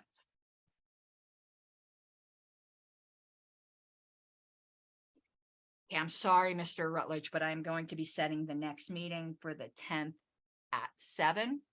I will send out a notice and I will get this proposal shaped up into an actual proposal. I'm probably not going to do it on the form because there's so many changes that the columns would be like, it won't fit into a table. I'll fill out the form and then put an attachment to the form that's these very extensive changes, because this is going to take a while. I'm going to ask people to also, would you freak out if we met from 7 to 10 on Tuesday? We have a lot. And this sustaining membership thing is going to take a while to get everybody heard. I don't want to rush it and ram through anything. I want everyone to have plenty of time to be heard. I should be okay with it, but I'll be dragging the next morning because remember, I'm an hour later than you guys. I mean, it's going to be rough on me as well, too, but we really don't have, I think we need to look at the bylaw of when the board's required to appoint these committees, but anyway. I've got a proposal that I got to get in Okay. the form to address that. Okay. All right, so I'm setting it for 7 to 10. And let me just tell you quite honestly, if you're done at 9, if people just leave and we lose quorum, it's done at 9. Like I can't force everyone to stay to 10. I'm scheduling it till 10 and we'll see what happens. All right, everyone. Two Mr. things Seebeck? before we go. Yes. One, during this meeting, I've been testing out this new connectivity thing I got going on here. Did I have any cutouts or anything on your guys' end for what I was saying or anything? No. No. Uh, Yeah, you Mr. sounded good. Yeah, you Okay, sound thank really you. good. the Mr. second thing was- Rutledge has some issues. Yeah, because there was a couple of points where you guys froze up for a second or two, and I just wanted some feedback. And the second thing was, I picked this up on the trip, What is it? my new travel cup, Ah, the 44 ouncer. Bucky says a lot of good stuff. Badass. So, all right, I do have some everyone. proposals I gotta get written up, and now that I actually have connectivity, I can do it. Yeah, get them in and I'll get them on the agenda. And by the way, Karen Ann, the studio idea is gonna be on hold for a while. I've got to redo that entire dormer. Okay, well, we'll talk about that outside a meeting Yeah. and I'm gonna mail you calendar pages, so we'll be ready. All right, everyone. We're over time, so we do automatically adjourn at this point unless somebody has something very urgent. I'm sure we would all love to hear it, but if not, we're adjourned at 9:09. See y'all. Okay, thank you, everyone. Thank you for Thank you. your courtesy and hearing everybody out. Have a good night. Cheers.